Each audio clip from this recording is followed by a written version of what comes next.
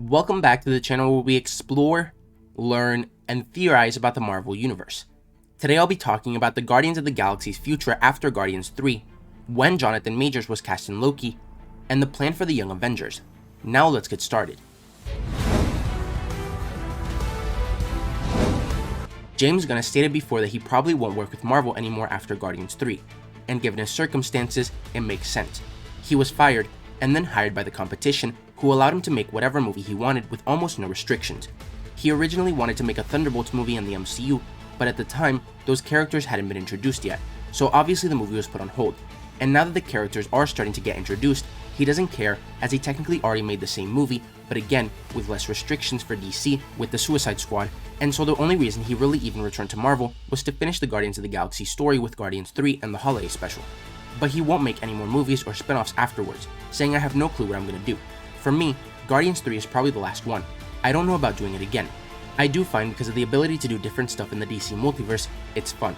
They're starting to really resemble their comic books. The Marvel universe has always been a little more cohesive, and DC has always had more great single runs. They had The Dark Knight Returns, they had Watchmen, they had The Killing Joke, they had Alan Moore's Swamp Thing. The fact that they did Joker, which is a totally different type of movie, that to me is cool. I'm also very excited about Matt Reeves The Batman because they're getting some really good filmmakers involved, and they're always going to be hit or miss, but I just don't want them to get boring.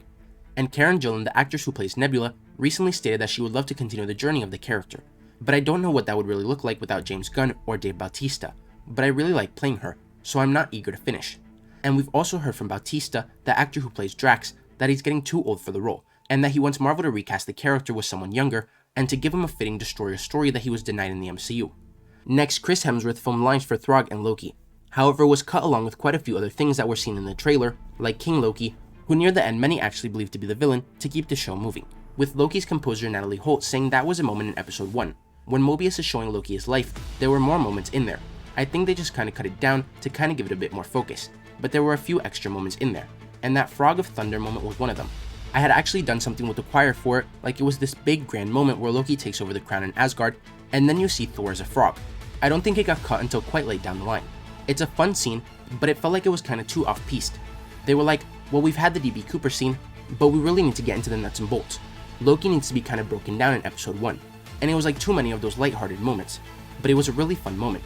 I don't know if I should be talking about this because director Kate Herron was hoping to release it as a kind of like an extra scene at some point, but I don't know. I don't know where they are with that. So while seeing Throg beat up Loki probably would have been funny, they were right to remove it as it was unnecessary and the show's pace was already quite slow. And in an interview with The Wrap, Loki director Kate Herron stated that they cast Jonathan Majors as He Who Remains first, and then as Kang the Conqueror in Ant-Man and the Wasp Quantumania, which could explain why they changed He Who Remains and Immortus' stories, making them almost the same character and just variants of Kang. And it's interesting to see that we've known about Kang in Ant-Man 3 for months now, and while we wanted it to happen, we didn't think Kang would appear in Loki. But it turns out that he was planned to appear in the show since before Majors was cast in Quantumania. And lastly, Elizabeth Olsen recently stated that she doesn't think Marvel has a plan for the Young Avengers yet. And no offense to her, because she clearly doesn't know everything that's planned. As an actor, Kevin Feige's not going to tell you, so we have the X-Men movie planned with these characters, and then after that, we're going to have the New Avengers and the Fantastic Four fight the X-Men, and maybe even include the Inhumans. So there clearly is a plan for the Young Avengers, it's just on a need-to-know basis, and she doesn't need to know. But in WandaVision, they introduced Billy and Tommy, aka Wiccan and Speed. In The Falcon and the Winter Soldier, they introduced Eli Bradley, aka Patriot. In Loki, we saw Kid Loki, and with the introduction of Kang, Harley Keener could officially become Iron Lad. We also know that Kate Bishop is coming in Hawkeye, and Miss Marvel is getting her own show. Then America Chavez will appear in Doctor Strange 2, Ironheart is getting her own show, and might even connect to Black Panther Wakanda Forever. Cassie Lang or Stinger will appear in Ant-Man and the Wasp Quantumania, and we already also have Shuri and Spider-Man. So without introducing any more characters, there are already 10 Young Avengers, 12 if they include Shuri and Spider-Man. So again, just like the Thunderbolts and hopefully the Winter Guard, the Young Avengers are definitely coming soon. But let me know what you guys think about all this.